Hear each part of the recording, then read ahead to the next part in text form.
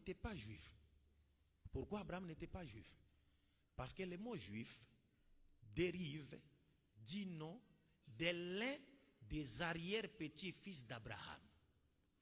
Parce que, c'est-à-dire, Abraham a eu Isaac, Isaac a enfanté Jacob, Jacob, Nabi Yacoub, a eu 12 fils, l'un d'eux s'appelait Juda.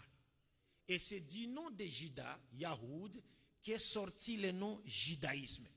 Mais Abraham, lui, a existé avant Juda. Si Abraham existait avant Juda, avant Jacob, avant Isaac, quel était le nom de la religion d'Abraham? Est-ce que vous comprenez cela? Et le mot judaïsme a pris son sens d'une religion spirituelle, c'est seulement en 933, ou bien après, lorsque les enfants d'Israël ont été déportés à Babylone par le roi Nabucodonosor. C'est à ce moment-là que le prophète Ézéchiel a créé ce qu'on a appelé le judaïsme, une manière de vivre la spiritualité qui était pratiquée par les juifs qui habitaient le royaume du sud, qu'on appelait Juda, et qui avait pour capitale Jérusalem. Tandis que les autres habitaient le nord, Israël, qui avait pour capitale Samarie.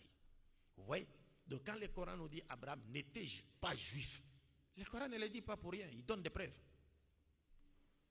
Et quand le Coran nous dit Abraham n'était pas chrétien, comment voulez-vous qu'Abraham soit chrétien alors que Jésus lui-même n'était pas chrétien? Alors on va vous inviter à dire devenez des chrétiens. Mais oui, on peut devenir des chrétiens. Est-ce que Jésus était chrétien? C'est cela la question à poser. Dieu dit Abraham n'était pas chrétien. C'est nous disons le mot christianisme a vu jour des années après que Jésus soit passé. Et ce mot est un mot grec, christianos, et Jésus ne parlait pas la langue grecque. Est-ce que vous comprenez? Mais Jésus lui-même, est-ce que sa religion s'appelait christianisme? Non. Donc comme je l'ai dit tantôt, le prophète Mohammed sallallahu alayhi wa sallam nous a dit, nous l'ensemble des prophètes, nous sommes comme les enfants d'un même père, mais des mères différentes. Notre religion est une. C'est laquelle? L'islam. Soumission à la volonté de qui? De Dieu. Et lorsque vous lisez la Bible, vous entendrez Jésus vous dire, ne pensez pas que je sois venu faire ma volonté, mais la volonté de celui qui m'a envoyé. C'est-à-dire, il était venu ordonner ce que Dieu a ordonné, interdire ce que Dieu a interdit, aimer ce que Dieu aime, détester ce que Dieu déteste, manifester réellement la volonté de Dieu sur tous les plans de la vie. Jésus-Christ était musulman. Mais les gens sont un peu allergiques. Quand ils vous entendent dire que Jésus était musulman, ils pensent que vous voulez dire de lui qu'il était adepte de qui? De Muhammad sallallahu alayhi wa sallam. Non. Comme le cheikh l'a dit, Muhammad, lui, il n'a pas inventé l'islam. Il a trouvé l'islam. Alors, tous les prophètes étaient des musulmans.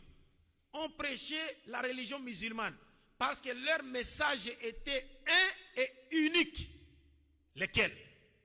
Dieu dit dans le Coran, 21e chapitre, verset 25, وَمَا أَرْسَلْنَا مِنْ قَبْلِكَ مِنْ رَسُولٍ إِلَّا نُوحِي إِلَيْهِ أَنَّهُ لَا إِلَهَ إِلَّا أَنَا فَاعْبُدُونِ. Nous n'avons envoyé aucun prophète avant toi, sans lui avoir dit, reconnaissez, attestez et prêchez aux autres qu'il n'y a de Dieu que moi et c'est moi que vous devez adorer.